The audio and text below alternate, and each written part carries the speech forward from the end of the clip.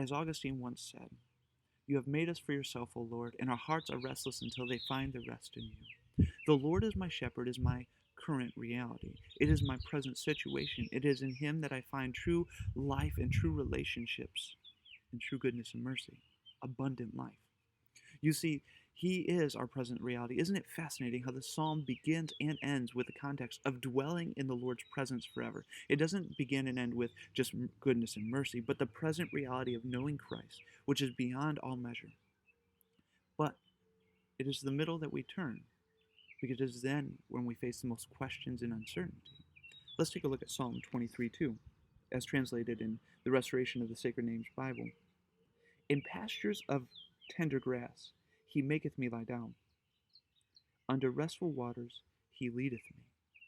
It is tempting to think that on this journey of life that the Lord is not leading us where we'd like to go, that the grass is greener on the other side, that this tender grass that we now have isn't the most tender, and we begin to look at other situations, other realities, and long after those. But the reality is not the grass. It's in the confidence that the Good Shepherd is leading us stage by stage, as the Hebrew word points out.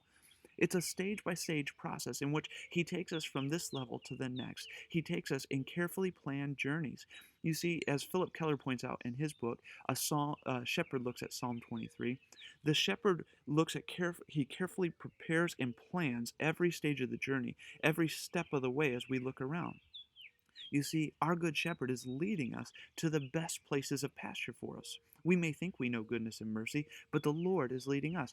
Verse 6 says that goodness and mercy shall follow us all the days of our life. We are not to be following them, we are to follow the Good Shepherd.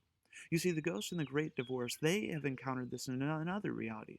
They are seeking for heaven, but they cannot fathom life without the the desires of a love for a son, or the fame of creativity, or even the desire of intellect. They are caught up in all these things, and they miss out on the reality that God is their present help. God is their current reality. You see, the reality is that in letting go of our desires, we learn to receive God. And in this way, heaven looks back and rewrites our past. So the question is, what are we seeking? What are we looking after? Are we following the Good Shepherd, or are we chasing our own tails by goodness and mercy? You see, now that we understand that, let us turn to our flock. You see, we're to lead them in the whole counsel of God. For as MacDonald points out, the journey is easier with a guide. As shepherds, we lead them from pasture to pasture in God's word. We lead them through God's word, the whole counsel of God, not just our pet projects. We take them to a place so that we can teach them how to draw near to God, the Good Shepherd, who is the Word from the beginning of time. We are literally teaching them to abide in Him as we have learned.